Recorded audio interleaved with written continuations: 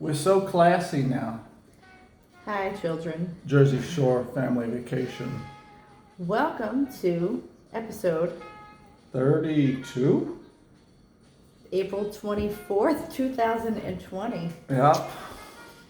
The end of the week. Another week in quarantine. The future is unknown. Let's check in on our mood meter. Is it even exciting? I don't know. Hopefully. I'm in the green today. I'm green, real, serene. Good. How about you, Joe? Well, we have a lightning storm. She wants me to use the pinwheel. There's lightning going on, so I like a nice rain every now and then. We'll see. So that's kind of interesting. So it's always stay inside, but now it's like really stay inside during this lightning storm. I kind of I feel good. Valuable. I feel good. You should always feel valuable, baby.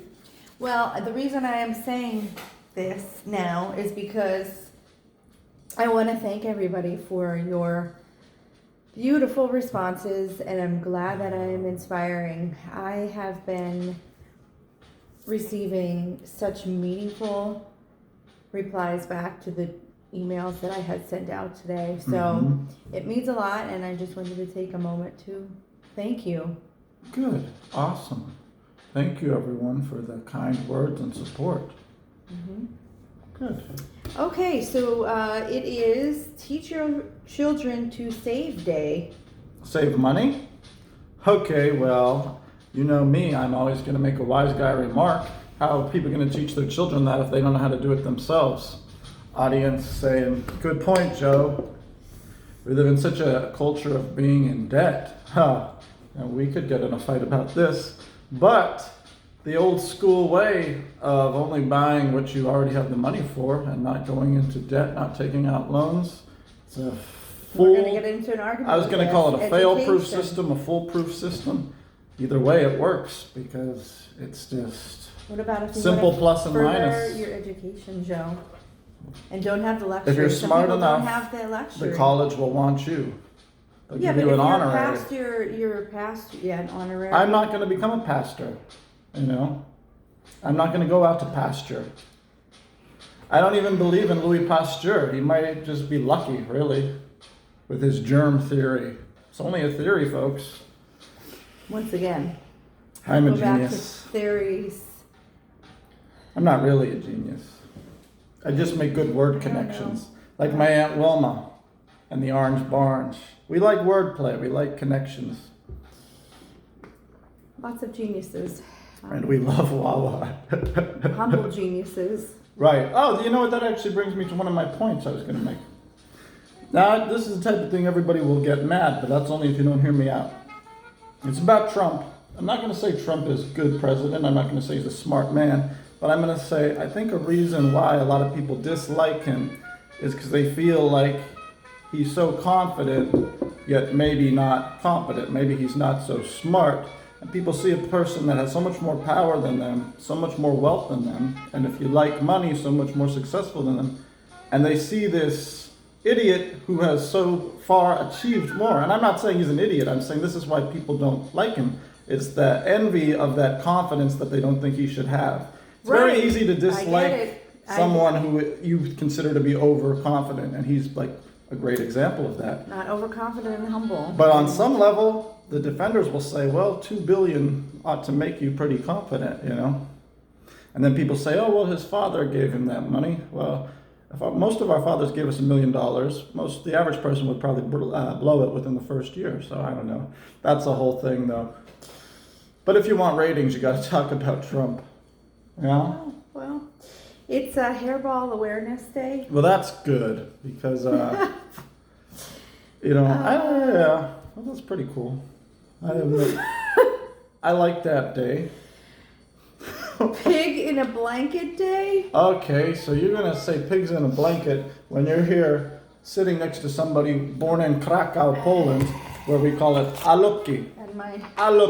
And my Nostrovia. Web. So let's talk about Pig in a Blanket Day then. We're going to talk about Charlotte's AKA Web. halupki. Okay. But really only halupki. Thank you very much, Charlotte. Now I called this meeting in order to get suggestions. I need new ideas for the web. People are already getting sick of reading the word some pig. If anybody could think of another message or a remark, I'll be glad to weave it into the web. Any suggestions for a new slogan? I don't know what this book's about, and now I really don't know what it's about, but that's okay. I'm sure some of the viewers are getting a profound message from these words.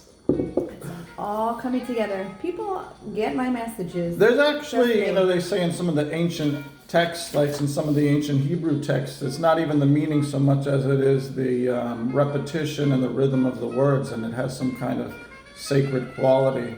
Is this your rap? Is that the, well, perhaps. Is that the case with Charlotte's Web? I don't know. But yeah, I did do 2 raps, and I'm starting to come to the consensus that I should not go over slow beats because I just have too much time to think and I get off flow. It's like jumping rope, if somebody said jump rope as slow as you can, that wouldn't even make sense. Sometimes there has to be a degree of difficulty just to be done the right way. Oh, now you must have read my email. If I had to do a backflip on a bicycle and somebody said, well, don't worry, Joe, you could use training wheels. It sounds like it would be a help, but it's really not. Sometimes you need, same thing with catching waves. When you catch a wave really well, it's at that margin of almost not catching it at all. Right. It goes into this whole theory about... It's like in order to do it well, you have to come as close as possible to not doing it at all. Not doing that's it at all. a real Zen type or doing thing. it. I talk about that in my email. So if you would like to subscribe to my email, please comment in the comment section below, and remember, we'll update you. Subscribing really well is so close to not subscribing at all. No, it doesn't apply to email. It applies to things with balance, surfing, rapping, doing this. Life balance. Okay. 30-day song challenge. Okay. It's a song by a band you wish were still together. So how about Chicago?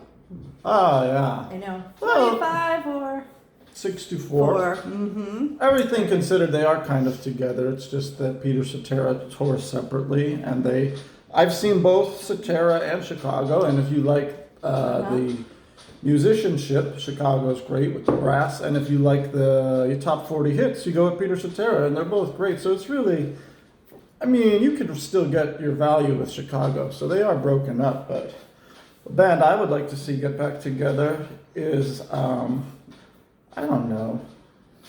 Bobby, Mickey. I don't really keep up with who is broken up and who is together, I have no idea. Okay, well, there you go. We already discussed that topic then.